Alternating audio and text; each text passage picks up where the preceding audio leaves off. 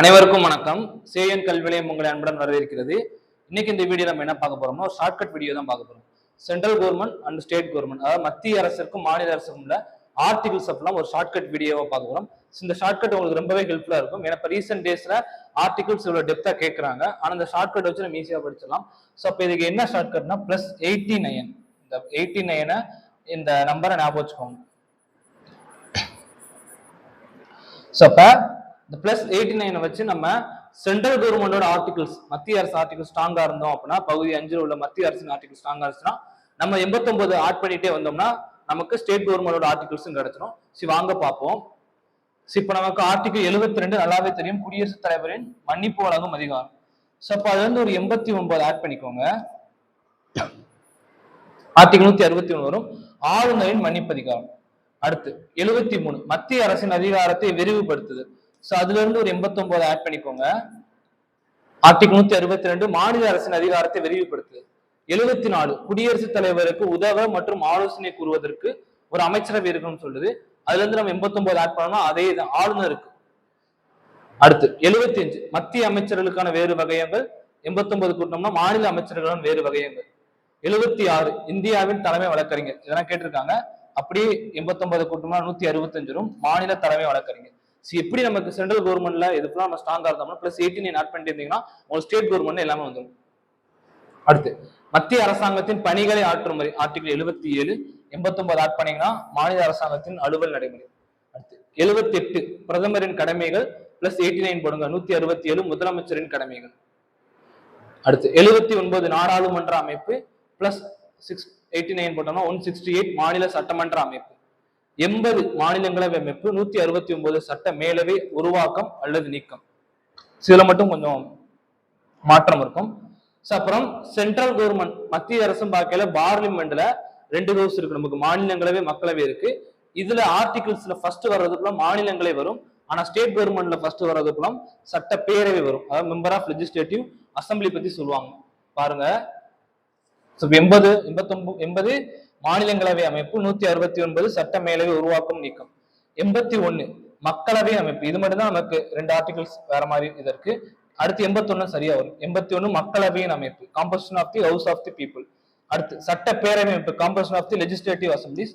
இது ஒரு 89 ஆட் பண்ணீங்கன்னா சரியா வந்துடும். அடுத்து 82 மக்கள் தொகை கணக்கெடுப்பின் தொகுதியை சரி செய்தல்.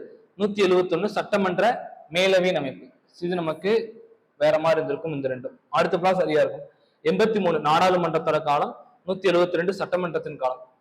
89 ஆட் பண்ணி கரெக்டா வந்திருக்கும். 84 பாராளுமன்றத்தின் உறுப்பினருக்கான தகுதிகள். 73 சட்டமன்ற உறுப்பினருக்கான தகுதிகள். 89 ஆட் பண்ணிக்கோங்க. 85 நாடாளுமன்ற கூட்டத்தொடர் முடிவு மற்றும் கலைப்பு, மாநில சட்டமன்ற அமர்வை தள்ளி வைத்தல் மற்றும் கலைத்தல். 89 ஆட் பண்ணோமா. அடுத்து 86 பாராளுமன்றத்தில் குடியரசுத் தலைவர் பேசுவதற்கும் அவர் தகவல் தெரிவிக்கும் அதிகாரம். பாராளுமன்றத்துல பிரசிடென்ட் அட்ரஸ் பண்றது.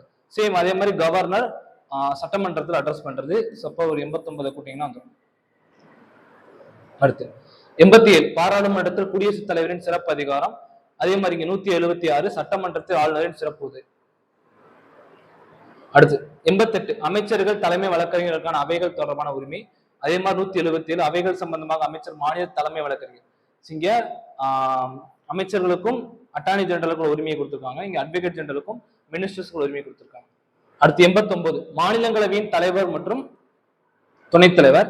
இங்க பாக்க சட்டப்பேரவை வரும், இது மட்டும் தெளிவா பாத்துக்கோங்க. எப்பவுமே ஆர்டிகிள்ஸ்ல எப்படி எழுதியிருக்காங்கன்னா சென்ட்ரல் கவர்மெண்ட்டை பொறுத்த வரைக்கும் ஃபர்ஸ்ட் மாநிலங்களவை, ஸ்டேட் கவர்மெண்ட்டை பொறுத்த வரைக்கும் சட்டப்பேரவை சொல்லியிருக்காங்க. இங்க மாநிலங்களவை மேலவே வரும், அந்த மாதிரி நம்ம நினைச்சுப்போம், அப்படி கிடையாது. மாநிலங்களவைக்கு பேரவா சட்டப்பேரவை தான் நமக்கு 89 கூட்டினா வரும். அப்ப 89 அகைன் 89 ஆட் பண்ணோம்னா மாநிலங்களவைக்கு பதிலாக நமக்கு சட்டப்பேரவையோட தலைவரும் துணைத் தலைவரும், அதாவது ஸ்பீக்கர் அண்ட் டெப்டி ஸ்பீக்கர். 90 துணைத் தலைவர் பதவி காலியா இருத்தல், பதவி காலியாதல் மற்றும் பதவியிலிருந்து நீக்குதல். அதே மாதிரி சட்டப்பேரவையில தலைவர் துணைத் தலைவர் பதவியிடங்கள் காலியாதல் கொடுத்திருப்பாங்க. அடுத்து 91 துணைத் தலைவர் அல்லது தலைவரின் அலுவலக கடமையை நிறைவேற்றும் அல்லது தலைவராக செயல்படுவரின் அதிகாரங்கள். அதே மாதிரி 89 180 சட்டப்பேரவை தலைவருக்கு வந்துடும்.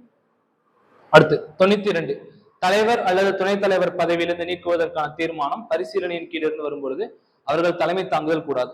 அதே மாதிரி 181 போட்டீங்கன்னா 89 கூட்டு 181 வரும், சட்டப்பேரவை தலைவர் அல்லது துணைத் தலைவரை பதவியில் நீக்குவதற்கான தீர்மானம். சோ அப்ப நமக்கு 89ல இருந்து பார்த்தோமா, ஆர்டிகிள் 89ல இருந்து 92, 89 டு 92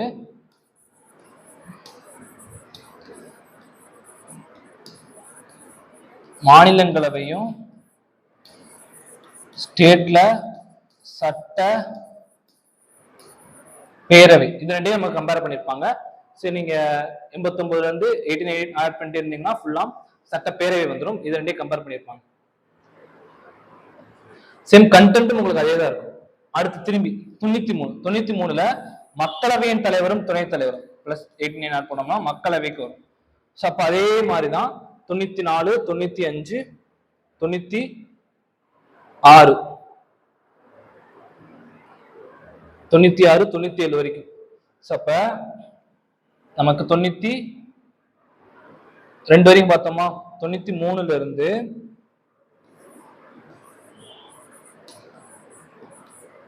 97 வரைக்கும்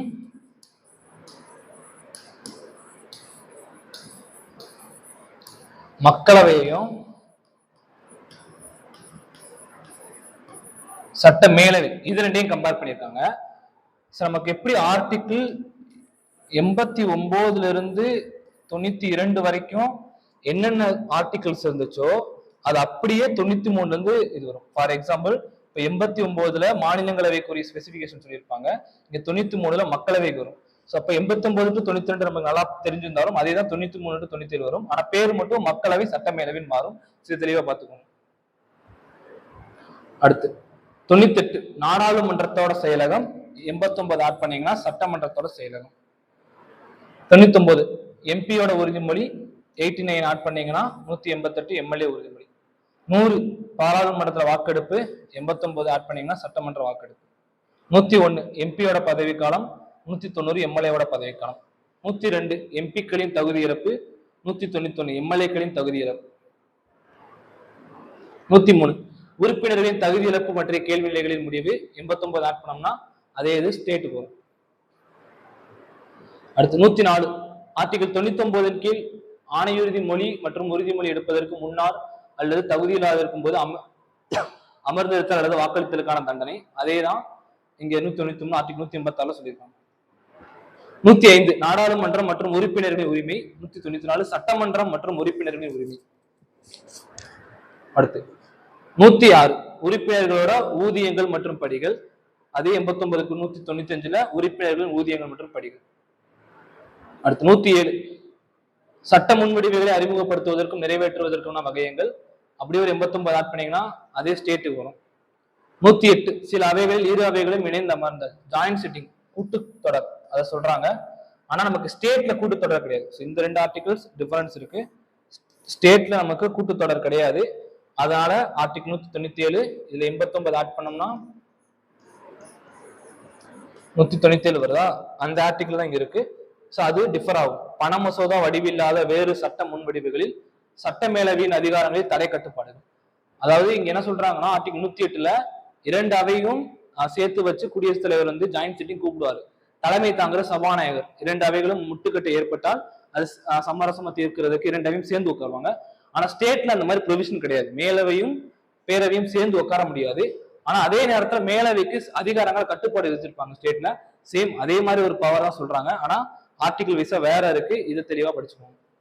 அடுத்து அகைன் 109 89 ஆட் பண்ணுங்க. பண மசோதா பத்தி கொடுத்துருக்காங்க. முன்வடிவுகள் சம்பந்தமான சிறப்பு நடைமுறை, ஸ்பெஷல் ப்ரொசீஜர். அதே தான் ஸ்டேட்டுக்கும் ஸ்பெஷல் ப்ரொசீஜர். அடுத்து பண மசோதாவை பத்தி ஆர்டிகிள் 110ல சொல்லியிருக்காங்க. 89 கூட்டிங்கன்னா இங்க நமக்கு ஸ்டேட்ல பண மசோதா வந்துடும். ஸோ அப்போ இந்த 89 ஷார்ட்கட் யூஸ் பண்ணி நம்ம ஆர்டிகிள்ஸ் ஈஸியா ஞாபகம் வச்சுக்கலாம். ஆர்டிகிள் 72ல இருந்து நமக்கு 110 பண மசோதா வரைக்கும் இந்த ஆர்டிகிள்ஸ் அப்புறம் ஈஸியா ஞாபகம் வச்சுக்கலாம். இது நல்லா நோட் பண்ணி வச்சுக்கோங்க. லாஸ்ட் டைம்ல இதை எக்ஸாமுக்கு முன்னாடி 2 days 3 days முன்னாடி பார்த்துட்டீங்கன்னா கொஞ்சம் மைண்ட்ல அப்படி இருக்கும்.